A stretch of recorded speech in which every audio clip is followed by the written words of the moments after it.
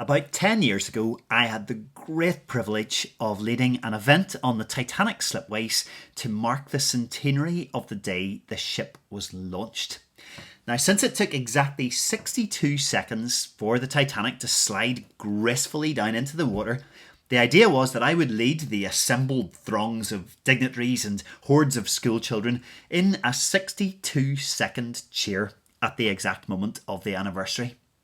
So I can tell you, 62 seconds is a short time to launch a ship, but it's a long time to lead a cheer. But we gave it our best shot, arms aloft, voices raised, cheering ourselves hoarse for that full minute. 62 seconds, raise your voices! Yeah! Those on the slipway cheered for 62 seconds, the exact amount of time it took the ship to make its way from dry land into the loch 100 years ago. We knew that the whole event was going to be broadcast worldwide on all the big news channels. What we didn't know is that there would be a little ticker tape of information scrolling across the bottom of the screen throughout the whole event, reading Titanic sank on her maiden voyage in April 1912.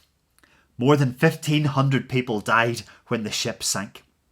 Ceremony being held in Belfast to remember those who died. Throughout the world, people watching the news were bemused and surprised to see the people of Belfast, led by a cheerful clergyman, screaming themselves silly, cheering and whooping in celebration for this allegedly sombre event. So it seems that someone somewhere had seen the word Titanic attached to this event and jumped to a conclusion as to what it was going to be about. It's like autofill on the phone. When you type the first few letters of a word, your phone jumps to a conclusion and suggests what the word is going to be. Sometimes it's right, sometimes it's wrong. Inevitably, you only notice the times when it's wrong, when you've sent the message with some howler of a mistake and it's too late to get it back. But I think all of our brains have that autofill function enabled quite a lot of the time. How often do I jump to snap judgments about people based on what I think I know, sometimes based on my preformed opinions, my prejudices, a story that I've half listened to and half understood? How often do our preconceived ideas actually just turn out to be wrong? How often do the impressions that we have about people based on our first impressions, how often is there so much more to the story when we listen a little bit more? I've been told I am a terrible interrupter.